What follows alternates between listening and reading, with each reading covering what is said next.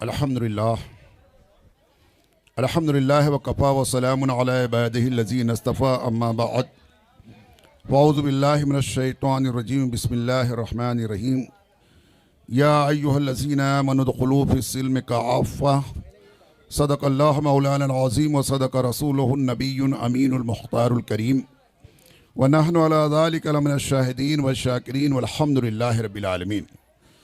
अज़ीज़ान मिल्लत इस्लामिया सामीन मोहतरम, आइए हुसूल बरकत के लिए जिस तरह से मैं आप तमामी हज़रात को पढ़ाऊँ, अपनी इस्तात भर आवाज़ को बुलंद करते हुए पूरी मोहब्बत और अक़ीदत के साथ हुज़ूर नबी करीम अलैहिस्सलातु वस्सलाम की मुबारक बारगाह में दुरूद व सलाम का नजराना पेश कर लेते हैं।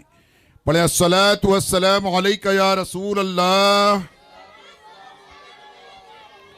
अस्सलातु वस्सलामु अलैका या हबीब अल्लाह, अस्सलातु वस्सलामु अलैका या नबी अल्लाह, अस्सलातु वस्सलामु अलैका या नूर अल्लाह, सल्लल्लाहु तआला अलैहि वसल्लम। अल्हम्दुलिल्लाह, काफ़ी देर से आप तमामी हज़रात यहाँ महफिल मिलाद में तशरीफ फरमा है और कुछ लोग शुरू से इशा की नमाज के बाद से ही यहाँ बैठे हुए हैं और कुछ लोग ज़रूरतन आ रहे हैं और जा रहे हैं। बहरकैफ इस मुबारक महफिल को हम जिस तरह से अहमियत देंगे उतने ही हमारी अहमियत बढ़ जाएगी। हदीस शरीफ में आता है, नबी अलैहिस्सलातु वस्सलाम ने इरशाद फरमाया कि ऐ लोगों, जब तुम जमीन पर गुजरो और तुमको कहीं जन्नत की क्यारी या जन्नत के बागात नजर आ जाएं, मिल जाएं, तो उसमें से कुछ चुन लिया करो, कुछ चर लिया करो। सहाबा किराम रिज़वानुल्लाह अलैहिम अजमईन ने अर्ज किया कि या रसूलुल्लाह अलैहिस्सलाम, जमीन पर यहां जन्नत के बाग कहां हैं? नबी अलैहिस्सलाम ने इरशाद फरमाया, कुर्बान जाइए, इस बात को सुन करके ऐसी मजलिसों की अहमियत का अंदाजा लगता है कि नबी अलैहिस्सलाम ने इरशाद फरमाया कि ऐ लोगों, जहां कहीं भी अल्लाह उसके रसूल का जिक्र होता है वो तमाम महफिलें जन्नत के बागों में से एक बाग हुआ करती हैं। तो ये काफी देर से अल्लाह उसके रसूल का जिक्र करने वाली ये मजलिस, जिसमें आप खुद सुन भी रहे हैं और जिक्र कर भी रहे हैं, ये सुभान अल्लाह माशा अल्लाह कह लेना, ये अल्हम्दुलिल्लाह का कह लेना, ये अल्लाह अकबर का कह लेना, ये सब जिक्र खुदा व रसूल है। ये आप ये ना समझें कि जिक्र सिर्फ कुरान का पढ़ना है, आप ये भी ना समझें कि जिक्र सिर्फ नमाज में हो सकती है, आप ये भी ना समझें कि कहीं खानकाह में बैठकर अल्लाहु अल्लाहु का ज़र्ब लगाएंगे तो वही जिक्र होगा। नहीं, बल्कि जहां भी चार मुसलमान भी अगर साहिब ईमान जमा हो जाए तो उसे मजलिस कह सकते हैं, और उस मजलिस में अल्लाह उसके रसूल का अगर जिक्र है तो वो मजलिस भी जन्नत के बागों में से बाग है। तो यहाँ तो चार नहीं बल्कि बेशुमार लोग यहाँ पर मौजूद हैं।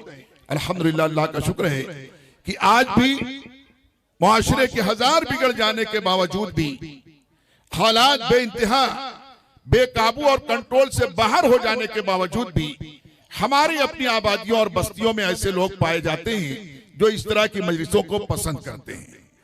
और काबिले मुबारकबाद हैं हमारे फैयाज भाई, फैजान भाई, कि जिन्होंने अपने भाई की शादी और अपने बच्ची और भतीजों के निकाह के इस खुशी में इस महफिल मिलाद का इनेकाद किया। अल्लाह इसकी बरकतों से इन सबको माला माल फरमाए। और आप तमामी हज़रात जितने भी शामिल मजलिस हैं, उन सब के हक में भी दुआ गो हूं कि अल्लाह तआला आपके दिलों में नबी अलैहिस्सलाम की ऐसी मोहब्बत पैदा फरमा दे कि इस मोहब्बत के तकाजे को पूरा करने में तमाम बुरी मजलिसों को आप तर्क करके ऐसी मजलिसों के तलाश में लग जाएं। अभी अभी मैंने खुतबा मस्तूना के बाद जिस आयत पाक की तिलावत का शर्फ हासिल किया, अल्लाह तबारक व तआला कुरान मजीद फुरकान हमीद में इरशाद फरमाता है, या अय्युहल्लज़ीना आमनू दुखुलू फिस्सिल्म काफ़ा। अल्लाह तबारक व तआला ने बिलखुसूस अपने ईमान वाले बंदों से ये खिताब फरमाया है और उनके लिए ये तंबीह फरमाई है कि ऐ ईमान वालों, तुम इस्लाम में पूरे के पूरे दाखिल हो जाओ। ऐ ईमान वालों, तुम इस्लाम में पूरे के पूरे दाखिल हो जाओ। इससे वो लोग जरा सा सबक हासिल करने की कोशिश करें और अपनी खुद की इस्लाह करने की कोशिश करें कि जो बेचारे सिर्फ जुमा की नमाज पढ़ लेते हैं, जुमा को टोपी लगा लेते हैं और जुमा को मस्जिद में आ जाते हैं, अल्लाह रब्बुल इज्जत को यह बात पसंद नहीं है। यह आयत पाक इस बात का ऐलान कर रही है कि ऐ ईमान वालों, तुम इस्लाम में पूरे के पूरे दाखिल हो जाओ। ये कभी ऐसा ना हो कि तुम्हें देख के कभी तुम जो है तो मुसलमान नजर आओ और कभी देख करके पहचानना मुश्किल हो जाए। ऐसे मत रहो, बल्कि इस्लाम में पूरे के पूरे दाखिल हो जाओ। तुम्हारा नाम तो इस्लामी है, तुम्हारा काम भी इस्लामी हो जाए। तुम्हारा काम इस्लामी हो जाए तो तुम्हारी शक्ल सूरत भी इस्लामी हो जाए, तुम्हारा लिबास भी इस्लामी हो जाए, जो तुम्हारा चलना फिरना भी इस्लामी हो जाए, तुम्हारी तिजारत, तुम्हारा कारोबार भी इस्लामी हो जाए, तुम्हारा लेन देन भी इस्लामी हो जाए, तुम्हारा जो है तो यहाँ तक की रिश्तेदारी और तुम्हारा शादी ब्याह, जो कुछ भी जितनी भी तकारीब तुम्हारे यहाँ हो, तमाम जायज तकारीबें तुम्हारी इस्लामी हो जाए। इस तरीके से इस्लाम में पूरे के पूरे दाखिल हो जाओ कि तुम्हारी हर सुबह और हर शाम इस्लामी हो जाए, कि किसी को पूछने और बताने की जरूरत ना पड़े, बल्कि देख करके ये कह दें कि बेशक ये इस्लामी मोहल्ला है, ये मुसलमानों का इलाका है, ये मुसलमानों की आबादी है, ये मुसलमानों की बस्ती है, ये मुसलमानों की जमात है, ये मुस्लिम नौजवान है, ये मुस्लिम खवातीन है, ये मुस्लिम बच्चियां हैं, ये मुस्लिम स्कूल है, ये मुस्लिम मदरसा है, ये मुस्लिम खानका है, ये मुस्लिम माशरा है, ये मुसलमानों की बाजार है, ये मुसलमानों की तिजारत है, ये मुसलमानों का मोहल्ला है। देख करके ये पहचान में आ जाए ये मुसलमानों का इलाका है, ये मुसलमानों का कारोबार है। मेरे दोस्तों, इसलिए अल्लाह तबारक व तआला ने कुरान मजीद में इंतहाई खुले जो है तो आयत को खुले अल्फाज में आयत नाजिल फरमाई। और किससे फरमाया? गैरों से नहीं। क्या मुशरिकीन इस्लाम में पूरे दाखिल हो जाओ, ऐ काफिरीन इस्लाम में पूरे दाखिल हो जाओ। यहां तक कि उन लोगों से भी नहीं कि जो मुनाफिकत करते थे, आधे तीतर आधे बटेर रहते थे, उनके लिए भी ये नहीं फरमाया कि ऐ मुनाफिकीन पूरे के पूरे इस्लाम में दाखिल हो जाओ। हालांकि होना तो उन्हीं के हक में चाहिए था, मगर अल्लाह तआला ने अपने प्यारे इस्लामी बंदों से, अपने ईमान वालों बंदों से और बंदियों से फरमाया कि ऐ ईमान वालों, तुम उनको मत देखो, वो जो आधे आधे उनको मत देखो, वो जो किसी और की प्रतिष्ठित और पूजा करते उनको मत देखो।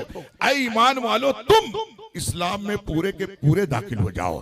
मेरे दोस्तों, इस्लाम है क्या? जरा मैं आपको अर्ज करना चाहूंगा।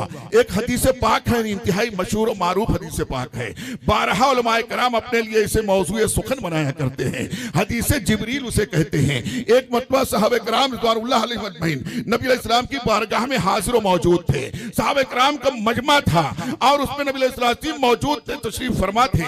इतने में एक शख्स आता है, आने वाला आकर के नबी अलैहिस्सलाम के ठीक सामने बैठ जाता है। बैठने के बाद और खसक करके और आगे हो जाता है, थोड़ी देर में और आगे हो जाता है आने वाला, यहां तक कि इतना नबी अलैहिस्सलाम से करीब हो जाता है बैठने वाला कि उसका आने वाले का दोनों ये घुटना पैर के घुटने और नबी अलैहिस्सलाम के घुटने मुबारक से जाकर के मस हो जाते हैं, छू जाते हैं। इतने करीब होकर के आने वाला बैठ जाता है। साहबे किराम हैरत ज़दा हैं और ताज्जुब से देख रहे हैं, ताज्जुब भरी निगाहों से। कमाल है, ये कैसा जो है तो बेअदब आदमी आ गया है, और ये कौन आदमी है? हमको तो मदीने का लगता नहीं है, और न ही इसके जिस्म पर और जो है तो इसके रुखसार पर गर्दो गुबार नजर आते हैं, जिसको देखकर समझ में आए कि कहीं से सफर करके आया है। बिल्कुल तरोताजा नजर आ रहा है और इसके कपड़े भी बिल्कुल फ्रेश नजर आते हैं, साफ सुथरे, गर्दो गुबार का कहीं निशान नहीं है। मगर ये अनजान आदमी, ये अजनबी आदमी हमारे आका मौला अलैहिस्सलाम के इतना करीब, इतना घुस करके कैसे बैठ रहा है? ये आखिर ये है कौन? इतने में बैठने वाले नबी अलैहिस्सलाम से बैठने वाले ने अर्ज किया कि इजाजत हो तो मैं कुछ सवाल करना चाहता चाहता हूँ, कुछ जानना चाहता हूँ। नबी इस्लाम ने फरमाया कि बेशक बेशक पूछिए, क्या पूछना है। तो आने वाले ने अर्ज किया कि या रसूलुल्लाह अलैहिस्सलाम, ऐ अल्लाह के प्यारे नबी, मल ईमान हो या रसूलुल्लाह, ईमान किसे कहते हैं, ईमान किसे कहते हैं। जरा गौर से सुनना। आज बहुत सारे लोग ये कहते हैं कि कलमा हम भी पढ़ते हैं, नमाज हम भी पढ़ते हैं, मगर जो है तो परेशानी ये होती है कि कहीं खुदा न खास्ता अगर उनके साथ कोई हादसा पेश आया और आधार कार्ड ना मिला या उनका पैन कार्ड ना मिला या कोई और उनका जो तो फोटो प्रूफ ना मिला, तो उनको अल्लाह अकबर, उनको पहचानना मुश्किल हो जाता है। और जो तो सोशल मीडिया पर डालकर पूछना पड़ता है कि इस शख्स को कोई पहचानता है, ये शख्स देखो ऐसा ऐसा इसके साथ में एक्सीडेंट हो गया है, या इसका जो तो मर्डर हो गया है, या इसके साथ में हादसा हो गया है, पहचानना मुश्किल होता है मेरे दोस्तों। तो आने वाले ने अर्ज किया अलैहिस्सलाम, मल ईमान हो या रसूलल्लाह, ईमान किसे कहते हैं। तो नबी इस्लाम ने फरमाया कि ईमान ये है कि कोई एक बंदा अल्लाह उसके जो है तो अल्लाह की जात में किसी को शरीक न ठहराए, अल्लाह वहदहू ला शरीक है, और मुझ मोहम्मद सल्लल्लाहु अलैहि वसल्लम को अल्लाह का सच्चा पक्का रसूल माने। फरमाया ये ईमान है। मेरे दोस्तों, इस हदीस के तशरीह में मुहद्दिसीन फरमाते हैं ईमान एक छुपी हुई चीज का नाम है। ईमान एक छुपी हुई चीज का नाम है जो दिल में हुआ करता है। ईमान तो है मगर नजर नहीं आता है। तो उसके बाद आने वाले ने सवाल अर्ज किया कि मल इस्लाम या रसूलुल्लाह अलैहि सलाम, इस्लाम क्या है, इस्लाम किसे कहते हैं। नबी इस्लाम ने फरमाया कि इस्लाम ये है कि एक बंदा जो है 5 वक्त की नमाज पाबंदी से अदा करे, और अगर साहिबे हैसियत है, मालिक निसाब है तो ज़कात अदा करे, साहिबे इस्तात है तो हज अदा करे, और माह रमजान का पूरा रोजा अदा करे, और साथ ही साथ उसके जिस्म से उसके जो है तो जाहिरी तौर से इस्लाम नजर आए कि उसका जो है चेहरा भी इस्लामी हो, उसका लिबास भी इस्लामी हो, उसका नाम भी इस्लामी हो, उसका अमलो किरदार भी, उसकी हरकत और सकनात भी इस्लामी हो। पता ये चला कि ईमान तो पोशीदा चीज का नाम है मगर इस्लाम जाहिरी चीज का नाम है, और इस्लाम जो है नजर आने वाली चीज का नाम है, और ईमान छुपी हुई चीज का नाम है। अब इससे आप अंदाजा लगा लें कि आज हम अगर ढूंढने निकल जाएं तो कितने हमारे भाई इससे जो है तो बाहर हो जाएंगे, इस हज के बाहर खड़े कर दिए जाएंगे, वो आउट ऑफ जो है तो फील्ड कर दिए जाएंगे, इस मैदान के बाहर कर दिए जाएंगे कि कितने ऐसे इस्लामी भाई हैं जिनका न तो जो है तो चेहरा इस्लामी नजर आता है, न लिबास नजर आता है, और न उनके बातचीत का अंदाज नजर आता है जिसको सुन करके और देख करके और जो है तो पहचान लिया जाए कि हाँ ये मुसलमान है। इसलिए मेरे दोस्तों, इन तमाम बातों को वो अलीम व खबीर हमारा रब्बुल आलमीन, वो जो है तो इल्म रखने वाला, वो निहा और पोशीदा को जानने वाला, इस बुनियाद पर अल्लाह तआला ने कुरान में फरमाया कि या अय्युहल्लज़ीना आमनू उदखुलू फिस्सिल्म काफ़ा, तुम इस्लाम में पूरे के पूरे दाखिल हो जाओ, अधूरे मत रहो कि तुम्हें पहचानना मुश्किल हो जाए। ऐसा ना हो कि तुम्हारे यहाँ शादी पड़े तो गैरों का अंदाज नजर आए, डीजे लग जाए और नाचते औरतें एक तरफ नाचती हो और मर्द एक तरफ नाचते हो। ऐसा ना हो कि तुम हल्दी मेहंदी के नाम पर गलियों में दौड़ दौड़ करके मर्द जो है औरतों को दौड़ा रहा है और औरतें मर्दों को जो है तो जवान जवान लड़कों को दौड़ाकर मेहंदियां लगा रही। ऐसा ना हो, इससे ये साफ ऐलान होता है कि मुआशरा इस्लामी मुआशरा नहीं है। लिहाजा जो लोग ये करके अपने खानदान और अपने घर को बदनाम तो करते ही करते हैं, वो पूरे इस्लाम को भी बदनाम करते हैं। उनसे मेरी मुअत्तबाना गुजारिश है, इन चीजों को दूर करने की कोशिश करें, इन चीजों को दूर करने की कोशिश करें। साथ ही साथ अभी बहुत लोगों में सुनने में आता है कि 12 से एक दिन पहले कुछ ये उसको माइन की दावत कहते हैं, माइन कहते हैं, माइन का खाना है और माइन की मीटिंग है, जमात है, माइन का खाना है। तो ये अब बहुत लोगों को अगर पूछ लिया जाए कि ये माइन क्या है, माइन किसे कहते हैं, इसका क्या मफहूम व मतलब है, तो अल्लाह अकबर, मेरे दोस्तों उनको कुछ पता नहीं है। कुछ मैं आपको बताता हूं, क्योंकि आप यहाँ बदमे गुलशने तैयबा के ज़ेर एहतमाम इस मजलिस में आए हुए हैं, तो लिहाजा कुछ थोड़ी अपनी रोजमर्रा की जिंदगी में काम आने वाली बातों को भी सीखते हुए जाएं। माइन किसे कहते हैं, ये माइन कहां से आ गया कि माइन का खाना है, लेकिन पहले रात में खाना जो खिलाया जाता है आमतौर से कहते हैं माइन का भी खाना है और उस दिन भी आपको दावत है। दरअसल मामला ये है, पहले ये काम होता था, ये इस्लाम में भी ये बात होती थी और गैर इस्लाम में भी लोगों ने देखकर इसको पसंद किया। वो शादी से 1 या 2 दिन पहले जो है तो दूल्हे की तरफ से, लड़के वालों की तरफ से कुछ तजर्बेकार बूढ़ी खातून आती थी, कुछ माएँ आती थी, कुछ खालाएं आती थी, कुछ चाचियां आती थी, वो बूढ़ी माएँ होती थी जो जिनको जिंदगी का बेशुमार तजर्बा हुआ करता था, जिनकी अक्सर जिंदगी गुजर चुकी होती थी। ऐसी बूढ़ी खवातीन आती थी, दूल्हे वाले की तरफ से, लड़के वाले की तरफ से लड़की वाले के घर पे आती थी। 1 या 2 दिन पहले, निकाह से 1-2 दिन पहले आती थी और वो आकर के लड़की वालों को और बिलखुसूस लड़की को समझाती थी, ऐ मेरी बेटी देख, तू अब एक नए घर में जाने वाली है, देख अब तेरी जिंदगी एक नए सिरे से शुरू होने वाली है, अब तेरी इज़्दिवाजी जिंदगी होने वाली है। अब तक तू तन्हा थी, किसी की बहन थी, किसी की बेटी थी, मगर अब तो किसी की बीवी बनने वाली है। तो देख, जो बीवी बनता है, जो बीवी बनती है, उसकी जिम्मेदारियां ऐसी जिम्मेदारियां बढ़ जाती हैं। एक बीवी को कैसे रहना चाहिए, नए घर में जाने के बाद कैसे रहना चाहिए, वो तमाम बातें उसको सिखाती थी। वो अपने मुशाहिदे और तजुर्बात की बुनियाद पर वो और जो है तो जायज चीजों को सिखाती और बताती थी कि देख, तो उस घर में जाना तो इस तरीके से रहना, वहां देख, वहां एक तेरी सास होगी, एक तेरी ननद होगी, या और इससे ज्यादा खानदान के लोग होंगे, कोई तेरा देवर होगा, कोई जेठ होगा, और कोई तेरा ससुर होगा, कोई तेरा नया एक चाचा मिल जाएगा, तेरा एक नया खालू मिल जाएगा। आज तो हमारे कितने बच्चे चाचा फूफा खालू जानते ही नहीं, जितने नजर आए सबके सब अंकल हो गए हैं, है ना। जब से हमारे बच्चे जो है ये मोबाइल के चक्कर में मेंटल हो गए हैं, जब से सारे उम्र दराज के लोग अंकल हो गए हैं। तो बहर कह मेरे दोस्तों, तो अब ये कितने रिश्ते तो पहचानते भी नहीं है। तो वो बूढ़ी जो खातून आती थी, उन्हें माएँ कहते थे कि माएँ आई हुई है, माओ की एक जमात आई हुई है। तो ये माएँ होती थी, उसे माएँ से बनते बनते बिगड़ते बिगड़ते वो माओ से माएँ जो मायन हो गया। तो मेरे दोस्तों, ये चीज हुआ करती थी, मगर अब तो ऐसा हो गया है कि अब उस चीज को जानते नहीं, रस्मी तौर पर उसको अदा किया जाता है। बहर कैफ में हदीस पाक को पहले मुकम्मल कर लेता हूँ। नबी इस्लाम से पूछने वाले ने पूछा कि इस्लाम क्या है, तो जैसा कि आपने समात फरमाया, नबी इस्लाम ने इरशाद फरमाया, इस्लाम जाहिरी चीज में कि एक जाहिरी तौर से भी बंदा नजर आए कि हाँ ये मुसलमान है, इसे इस्लाम कहते हैं। तीसरा सवाल उन्होंने आने वाले ने किया कि या रसूलुल्लाह इस्लाम, एहसान क्या है। अल्लाह अकबर, यहाँ ईमान और इस्लाम की बात हो रही है, मगर उसमें तीसरा सवाल आने वाले ने पूछा कि अल्लाह के नबी, एहसान क्या है, किसे कहते हैं। तो नबी इस्लाम ने इरशाद फरमाया कि एहसान ये है, एक बंदा अपने रब की बंदगी ऐसे करे कि जैसे कि वो अपने रब को देख रहा है। एक बंदा अपने रब की बंदगी इबादत ऐसे करे कि जैसे वो अपने रब को देख रहा है। और अगर इतना तसव्वुर नहीं जमा पाता है तो कम से कम इतना ख्याल जरूर रखे कि रब उसको देख रहा है, रब उसको देख रहा है।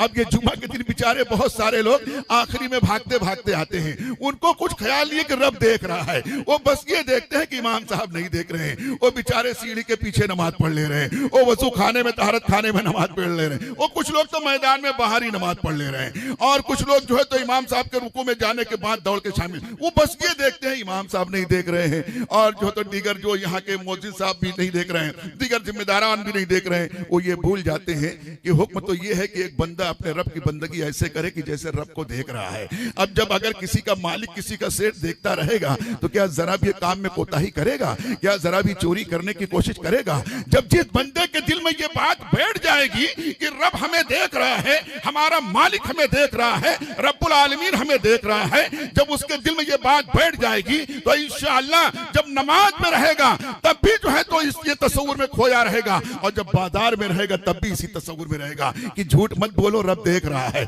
मिलावट मत करो, रब देख रहा है, नाप तौल में कमी बेशी मत करो, रब देख रहा है, और झूठी कसम मत खाओ, रब देख रहा है, ऐब वाली चीज छुपा करके मत दे दो, रब देख रहा है, बदनिगाही मत करो, रब देख रहा है, किसी का चूड़ी पहनाने के बहाने में जोर से हाथ मत दबा दो, रब देख रहा है, और किसी का टेलर नाप लेने में किसी के साथ जरा भी बददियानती ना करे, रब देख रहा है। इसी तरीके से हर जगह पर उसका यह ख्याल हो जाएगा, किसका, जो दिन में 5 मरतबा नमाज इस तरीके से पढ़ेगा कि रब देख रहा है। वहां उसमें नमाज का जिक्र नहीं है, मगर चूंकि नमाज एक ऐसी बंदगी है जिसमें बंदा तमाम चीजों को छोड़ करके अल्लाह की तरफ इन्नी वजहतु वजहिया लिल्लज़ी फ़तरस समावाति वल अर्ज़ कहता है कि बेशक मैं, ऐ मेरे रब, मेरे जिहत, मेरी तवज्जो, मेरा चेहरा सब कुछ तेरी तरफ है। इस वक्त मैं दाएं देखूंगा ना बाएं देखूंगा, ना किसी को सलाम करूंगा ना सलाम का जवाब जवाब दूंगा, यहां तक कि न छींक में जवाब दूंगा ना मैं खुद अल्हम्दुलिल्लाह कहूंगा। इस तरीके से बस अब तू है और मैं हूं, तू है और मैं हूं, यानी वो तस्वुर जमाने की कोशिश करता है कि मैं रब को देख रहा हूं। लेकिन चूंकि हर किसी के बस की बात नहीं है, मगर इतना तस्वुर तो आहिस्ता आहिस्ता हो जाता है कि रब देख रहा है, रब देख रहा है। जब एक बंदे के, एक मुसलमान के दिलो दिमाग में ये बात बैठ जाती है कि रब देख रहा है, तब वो शादी हो कि मंगनी हो रब देख रहा है, वो बर्थडे हो कि जो तो फातिहा खानी हो रब देख रहा है। अब वो बर्थडे के नाम पर भी डांस नहीं करेगा, अब वो शादी के नाम पर भी, बारात के नाम पर भी वो डांस नहीं करेगा, अब वो डीजे बजा करके करीब करीब रहने वालों के जो है तो दिले दिमाग को जो तो मुंतशिर नहीं करेगा।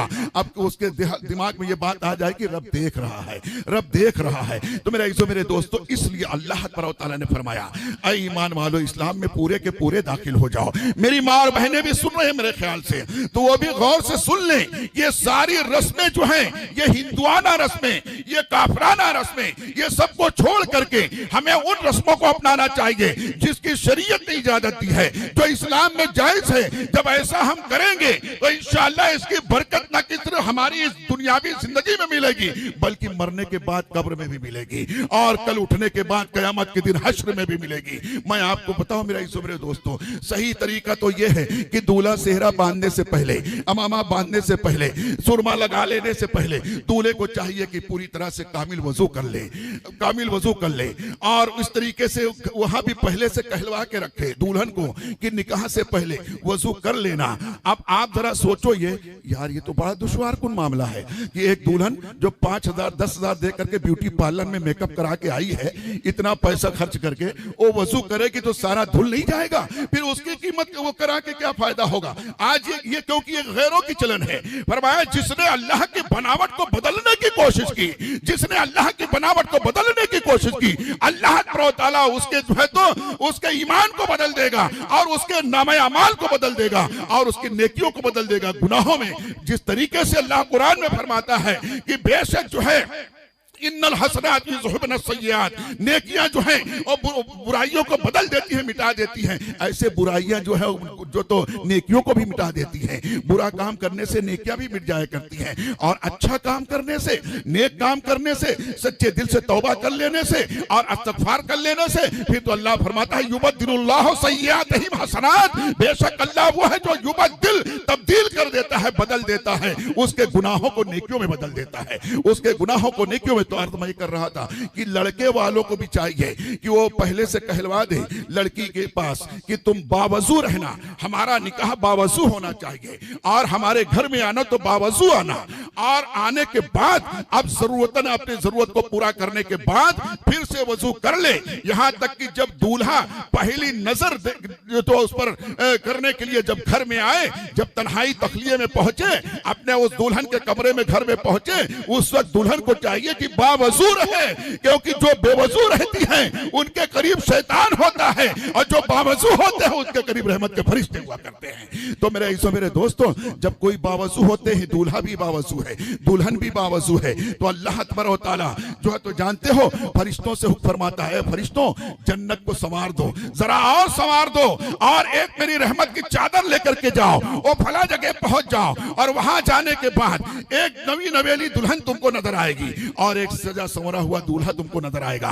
उन दोनों को मेरी रहमत के चादर में लपेट दो, उन दोनों को मेरी रहमत की चादर में लपेट दो, और जब वो फरिश्ते आते हैं उन पर अल्लाह की रहमत की चादर डाल देते हैं। उसके बाद जो है जब दोनों मियां बीवी मुलाकात करते हैं तो उनसे जो बच्चे पैदा होते हैं वो शर्मो हया का पैकर हुआ करते हैं, वो दीन के पैकर हुआ करते हैं, वो सुन्नत रसूल का पैकर हुआ करते हैं, वो कभी अहमद रजा हुआ करते हैं, कभी मुफ्ती आजम हिंद हुआ करते हैं, कभी खाजा गरीब नवाज हुआ करते हैं, कभी गौसे पाक हुआ करते हैं। मेरे इज़्ज़ो मेरे दोस्तों, वो ऐसा ही नहीं है, वो उनके माँ और तो बाप का ये कमाल था जिनके नुत्फे से ऐसी औलादें जो है तो वजूद में आई है। आज हमारे लोग जो तो माँ बाप रोते फिरते हैं, आते हैं मस्जिद गुलशन तैयबा पर, चूंकि मैं अक्सर औकात अब यहाँ मस्जिद के करीब ही रहता हूँ दुकान में, तो कई एक लोग आते हैं, औरतें आती हैं, बूढ़े बूढ़े बाप आते हैं, बूढ़ी माँ आती हैं, और आकर के कहती है ऐसा ऐसा हमारा एक बेटा है, ये नाम है, और एक भी कुछ भी नहीं सुनता है,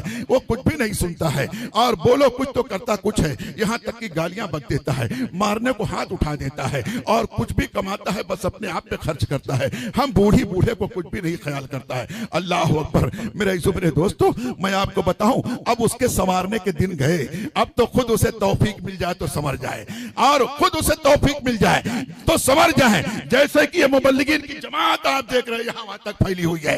ये बद में गुलशन तौबा के जितने मुबल्लिगीन बैठे हैं, इसमें चंद एक को छोड़ करके बाकी कोई मदरसे का मुंह नहीं देखा है, मदरसे में पढ़ करके नहीं आया हुआ है। ये कभी थे कोई जींस पैंट पहना करता था, कोई दाढ़ी जो तो मुड़ा करके घुमा करता था, कोई टी शर्ट पहन करके घुमा करता था, कोई जो इस तरीके से एक जो है तो मॉडल जिंदगी, मॉडल लाइफ का जो है तो रसिया था। मगर जो है तो जानते हो, जब से बद में गुलशन तैयबा से जुड़ गया है तो फुदैल, फैयाद और जो है तो फैजान जैसे कितने मिल जाएंगे। ये तीन के तीनों भाई दाढ़ी वाले हैं, बाशरा हैं, और कितने होते हैं खसखसी दाढ़ी रखे रहते हैं। जब निकाह के दिन करीब आते हैं तो वो भी साफ कर देते हैं। खुदा की कसम, अगर दाढ़ी से चेहरा खराब लगता तो अल्लाह अपने महबूब को दाढ़ी कभी नहीं देता। अपने महबूब को, हमारे अपने महबूब को हम ये चाहते हैं कितना प्यारा लगे, तो अल्लाह अपने महबूब को कितना प्यारा बनाया होगा, और उसके जैसा ना कोई था ना है ना होगा। तो अल्लाह ताला ने अपने महबूब के चेहरे पर दाढ़ी अता फरमाई है, और छोटी छोटी दाढ़ी नहीं अता फरमाई है। ये छोटी छोटी दाढ़ी रखने वाले मेरे नौजवानों, खुदा जाने आप किसकी मोहब्बत में रखते हो, खुदा जाने आप किसकी नकल में जो तो हो। सही मानों में तो इस्लामी लिबास वो है, इस्लामी चेहरा वो है जो सुन्नत रसूल से सजा हो। दाढ़ी भी सुन्नत रसूल के मुताबिक हो, हमारा लिबास भी सुन्नत रसूल के मुताबिक हो। आप सोचते होंगे आज शादी के महफिल में ज़हीर भाई अजीब हमको झंझोड़ रहे हैं, अजीब बातें कर रहे हैं। मेरे दोस्तों क्या करें, हमारी आपकी मुलाकात कहाँ जल्दी से होती है, कहाँ जल्दी से होती है। जुमा में तो हर जुमा को बयान होता है, हर जुमा को ईशा की नमाज के बाद इज्तिमा होता है। मगर आप जो तो मैं क्या कहूँ, आपको कम नसीब भी कहने डरता हूँ। बदनसीब तो कहीं नहीं सकता मेरे भाई हो, किसी भी मुसलमान को, ईमान वाले को बदनसीब नहीं कहना चाहिए। मगर मैं आपको कम नसीब भी नहीं कहना पसंद करता हूँ। आप बड़े नसीब वाले हो,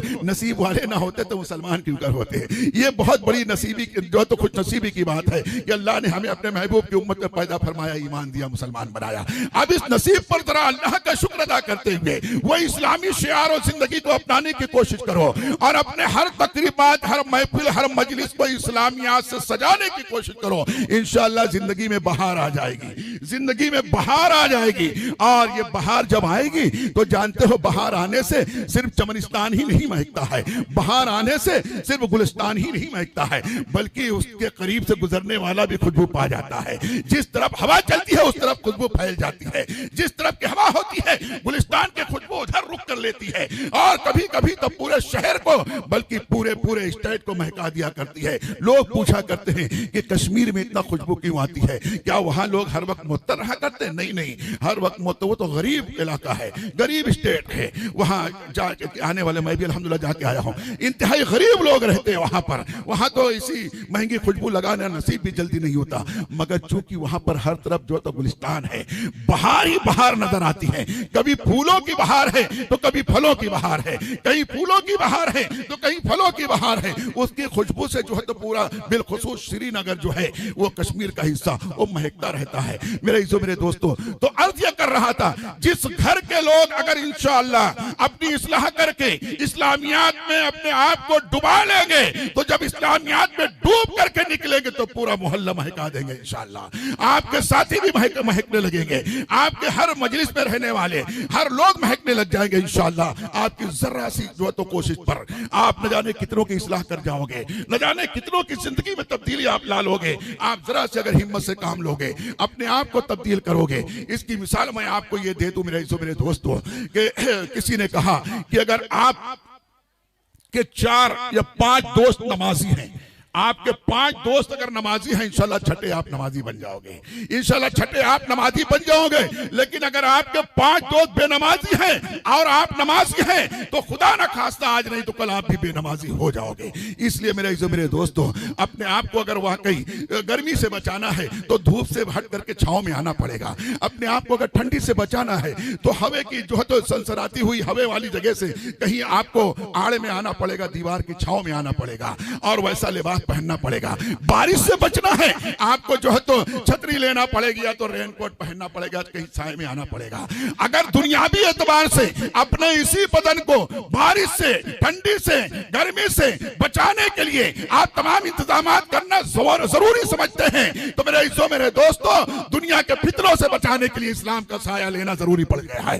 दुनिया के फरेब से बचने के लिए सुन्नत रसूल का सहारा लेना जरूरी हो गया है। दुनिया के तमाम तर मक्कारी और फरेबकारी से बचने के लिए, हर गुनाह की मजलिस से बचने के लिए अच्छों की सोहबत अख्तियार करना जरूरी हो गया है।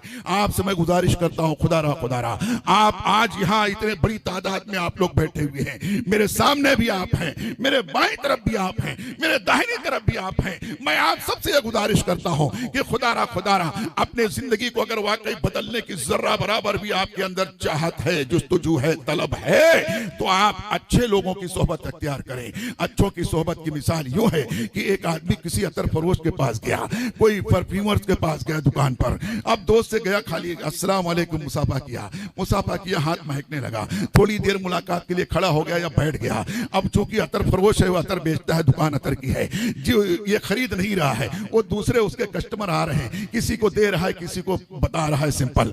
और वहां जब तक बैठा है खुशबू उड़ रही है, लेकिन चूंकि दोस्त के पास जाके बैठा हुआ है, खुशबू वाले के पास जितनी खुशबू उड़ रही है, हर तरह की खुशबू इसके कपड़े में जज्ब हो रही है, इसके हाथ पैर में अजसाम पे जो तो जज्ब हो रही है। अब जब वहां से निकला है तो कोई देखने वाला, करीब आने वाला कहता है, यार कौन सा अतर लगाया, बहुत बेहतरीन खुशबू आ रही है। तो कहता है, भाई अतर लगाया नहीं हुई, एक अतर वाले से दोस्ती कर ली है, जब जो तो उसके पास मिलने जाता हूं, जब मेरा जिस्म महकने लगता है, मेरा लिबास महकने लगता है। तो इसलिए जब अच्छे लोगों से दोस्ती कर लोगे, इंशाल्लाह आहिस्ता आहिस्ता आहिस्ता करके आप अच्छे बन जाओगे। अब आप सोचते होंगे, यार अच्छे लोग मिले कहां? आप तो बिल्कुल करीब है, अच्छों की महफिल से बिल्कुल करीब है, अच्छों की मजलिस से बिल्कुल करीब है। ये मस्जिद है गुलशन तैयबा, अल्हम्दुलिल्लाह। ये जानते हो, आप लोगों को इसका अंदाजा नहीं है। भी दूर दूर से लोग आते हैं तुम्हारे मोहल्ले की मस्जिद को देखने के लिए, और आकर दुआएं दे करके जाते हैं, और मुबल्लिगीन की अल्हम्दुलिल्लाह मुबल्लिगीन की तारीफ करके जाते हैं। जब भी जो कोई भी मुलाकात करते हैं, या इस मजलिस को अभी इस वक्त, जैसा कि आपने समात माया, कतर में कुछ हमारे अहबाब हैं और सऊदी में कुछ अहबाब हैं, इस तरीके से दीगर ममालिक में भी लोग हैं, तो वो भी ये नेट के जरिए से देखते हैं। तो जो उनके कमेंट्स आते हैं, उससे अंदाजा लगता है कि तुम्हारी गुलशन तैयबा को लोग कहां कहां लाइक करने वाले मौजूद हैं, कहां कहां पसंद करने वाले मौजूद हैं। मगर जब आने वालों को ये दिखता है, जब नमाज में कोई हमारा साथी, कोई पहचान, कोई रिश्तेदार, कोई पुराना साथी आ जाता है और नमाज के वक्त में देखता है, यार इतनी आलीशान मस्जिद है, इतनी घनी आबादी है, ये मुसलमानों की घनी भली आबादी है, और नमाज में सिर्फ 2 से 2.5 सफ हैं, ये अल्लाह, ये क्या मामला है? तो उस वक्त में हमारी जो तो निगाहें नीची हो जाती हैं, उस वक्त में हमें शर्मिंदगी महसूस होती है कि यार वाकई ये बंदा कह तो रहा है सही, मस्जिद तो बहुत अच्छी है, अल्लाह के फजलो करम से है, जो कुछ बनाया उसने ही बनाया, हमारा क्या और आपका क्या, उसी रब ने अपने हबीब के सदके में बनाया और बनवाया। मगर जो तो नमाजी नहीं है, यानी या तो हमारी मेहनत में कमी है, या तो आपकी लगन और चाहत में कमी है। अब इसका अंदाजा आप खुद लगा सकते हैं। मेहनत तो इतने कर रहे हैं, आज अल्हम्दुलिल्लाह यहाँ पर आकर के इस वक्त मुझे 20 बरस हो गए हैं। मैं 2003 में आपके इलाके में आया था, और उसके बाद से मैंने आहिस्ता आहिस्ता कारोबार छोड़ दिया, दुकान छोड़ दिया, पुराने दोस्त अहबाब को छोड़ दिया। आपसे दोस्ती का हाथ आए दिन मैं बढ़ाता रहता हूँ, आपसे लोगों से, मोहल्ले वालों से दोस्ती करना चाहता हूँ। क्यों दोस्ती करना चाहता हूँ? ताकि आप लोग एक नए एज के लोग आ जाएं और यहाँ पर नमाज पढ़ने के लिए आए, मस्जिद को संभालने वाले आ जाएं, मस्जिद में क्या हो रहा है नहीं हो रहा उसको देखभाल करने वाले आ जाएं, और अपने सजदों से मस्जिद को आबाद करने वाले आ जाएं। अल्लाह अकबर मेरे इज़्ज़ो मेरे दोस्तों, इसलिए मैं ये चाहता हूँ, आज मुझको 20 बरस हो गए यहाँ पर, अल्लाह अकबर। मगर जानते हो, यहाँ पर आए यूं तो दोस्त मेरे 100-200 लोग बन गए, मगर सब नमाजी नहीं है। चाहने वाले तो बहुत हैं, कोई भी मामला होता है, अभी पिछले 15-20 रोज पहले थोड़ी सी कोई बात हो गई थी, कोई ऐलान वगैरह को लेकर के, तो 20 लोग, मोहल्ले के लोग दौड़ दौड़ के आए, ज़हीर भाई क्या हुआ, ज़हीर भाई क्या, मुझे बताओ, मैं जाता हूँ। मैंने कहा यार, जो तो सर कटाने के लिए तैयार हो, झुकाने के लिए नहीं तैयार हो।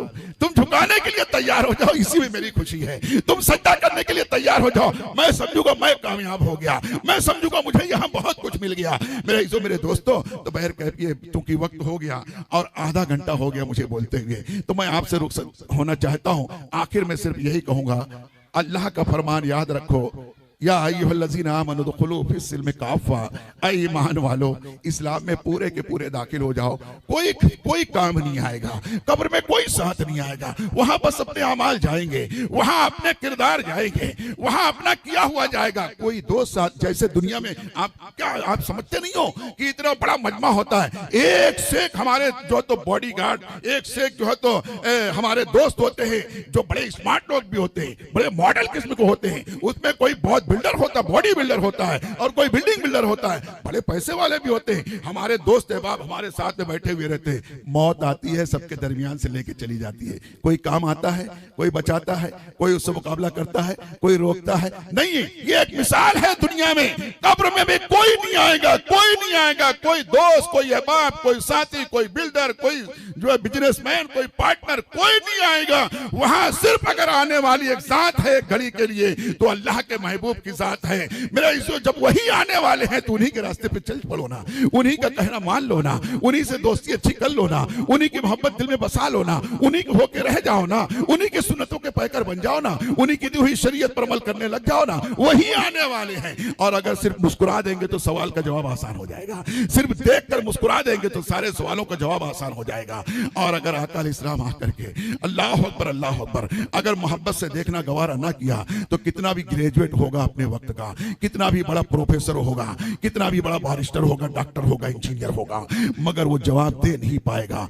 मगर आका अलैहिस्सलाम अगर एक मर्तबा मुस्कुरा कर देख लेंगे, सिर्फ तबस्सुम रेस चेहरा उसकी तरफ कर देंगे, तो उसके लिए सारे सवाल आसान हो जाएंगे। और फिर अल्लाह का हुक्म होगा, फरिश्तों अब उसे मत सताओ, उसको मत छेड़ो, बल्कि उसके लिए कब्र को हद निगाह तक वसी कर दो, और उसके लिए कह दो कि सो जाओ इस तरह से जैसे सुहाग रात को दुल्हन सोती है। मेरे दोस्तों, तो लिहाजा दुनिया में, कब्र में, हश्र में अगर कामयाबी चाहते हो तो अपने आप को सुन्नत रसूल का पैकर बनाने की कोशिश करें, नेकों से दोस्ती करें, नेकोकारों की सोबत अख्तियार करें, नमाजों की पाबंदी करें, गुनाहों को छोड़। आज देखो हमारे माशरे में जो कभी सोचा नहीं जाता था, आज ऐसा कुछ हो रहा है कि अल्लाह होकर दूसरे ये कहते हैं, याद आती है बात, मगर वक्त का भी ख्याल है कि अल्लाह होकर दूसरे कहते हैं कि ये मुसलमान की जिन्हें देख के शर्माए यहूद, जो हमारे बाप दादा ने कभी नहीं किया था। आज बर्थडे के नाम पर चौराहे पर जो कभी उंगली से चाट के भी खाने नहीं मिलता था,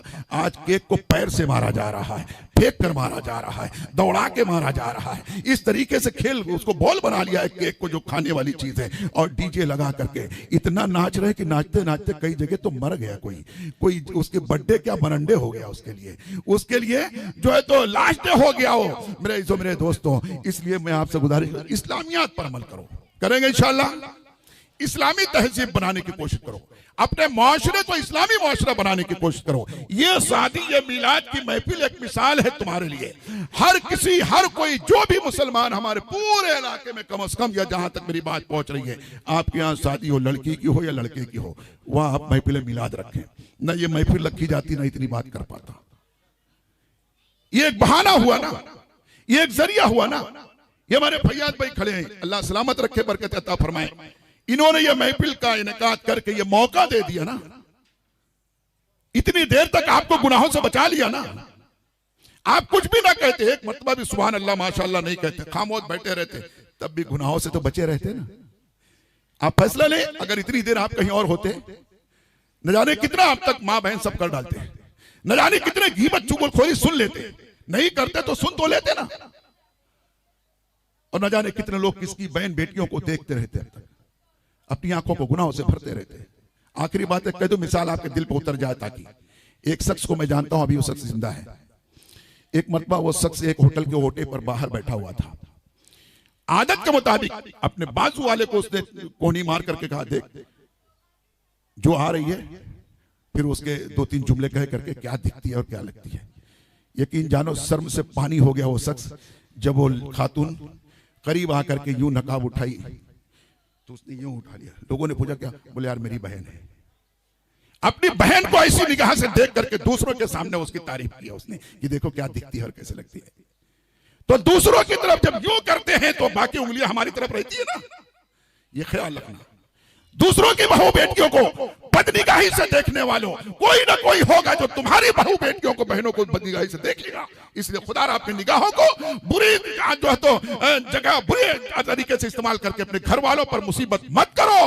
बचाओ अपने आप को, बचाओ अपने आप को। अल्लाह ताला हम सबको नेकियों की तौफीक अता फरमाए। दौरान बयान गुफ्तगू अगर कोई गलती हो गई, अल्लाह रब्बुल इज्जत माफ फरमाए। आप सबकी गवाही और जो है तो हाजिरी में मैं अस्तगफिरुल्लाह रब्बी मिन कुल्ली ज़ंबि व अतूबु इलैहि पढ़ता हूँ। अल्लाह कबूल फरमाए, आपका आना कबूल फरमाए।